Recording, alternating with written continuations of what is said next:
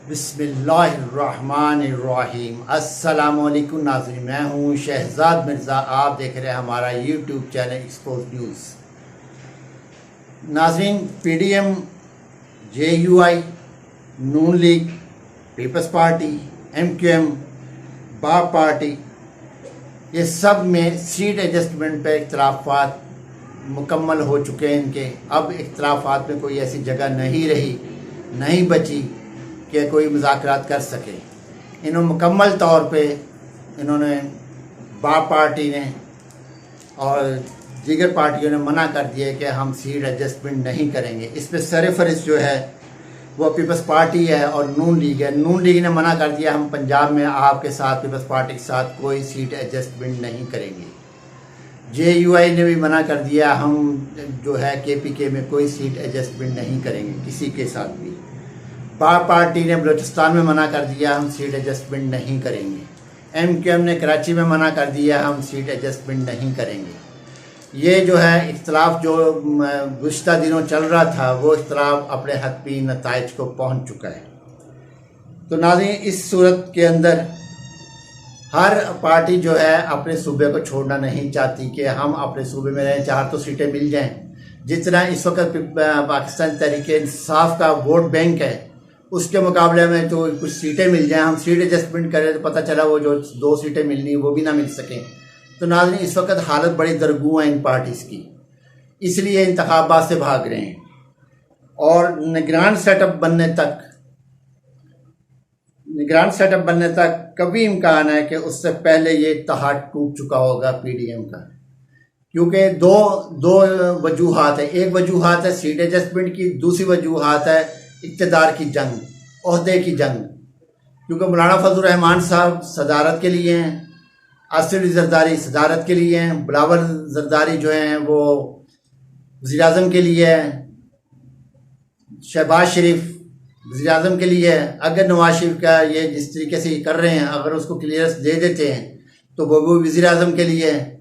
हमजा शहबाज, मरियम नवाज जो हैं वो है इसके लिए, सूबा पंजाब के लिए, सीएम के लिए। पीपल्स पार्टी सीएम के लिए, शायद कमरुज़्ज़मान कायरा का नाम देंगे सीएम के लिए। तो इस तरीके से इन्होंने इस चीज़ का किया है।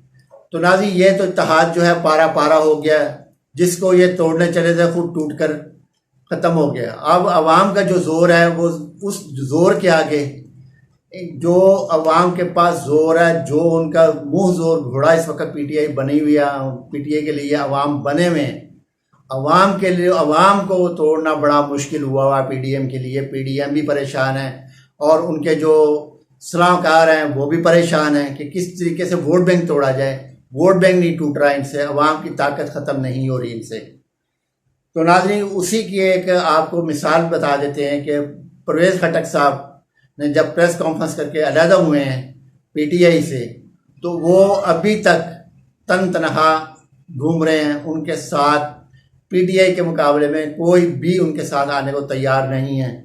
वो तनहा घूम रहे हैं, अजीब व गरीब बयानात दे रहे हैं जो नहीं देने चाहिए। इतनी इज्जत इनको मिली पीटीआई में, लोगों ने सीएम बने, फिर वज़ीर दिफा बनाया गया, इतने अच्छे ओहदों पे रखा गया। उसके बावजूद भी अवाम में जब इन्होंने करके चले गए हैं, अवाम में ये पजीराई हासिल नहीं कर सके, अपना ही वोट बैंक तोड़कर बैठ गए। अब इनके लिए भी जीतना मुश्किल हो रहा है। पहले कहा जा रहा था कि परवेज़ खटक जो है अपना ग्रुप बना के कुछ कर लेंगे, मगर वो भी ग्रुप नाकाम हो चुका, मुकम्मल तौर पे वो ग्रुप नाकाम हो चुका है। इसलिए कि परवेज़ खटक साहब को कुछ नहीं मिला, तो जो 4 आए थे वो भी जा चुके हैं।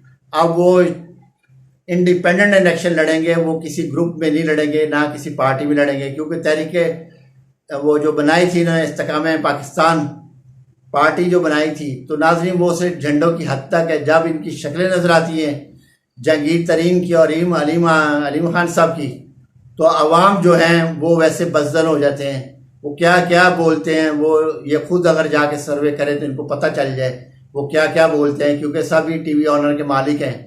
इनके लिए मसला नहीं है, अपना सर्वे करवाना इनके लिए देरी नहीं है। तो नाज़रीन, वीडियो अच्छी लगे शेयर करें, लाइक करें, हमारे चैनल सब्सक्राइब करें। शुक्रिया।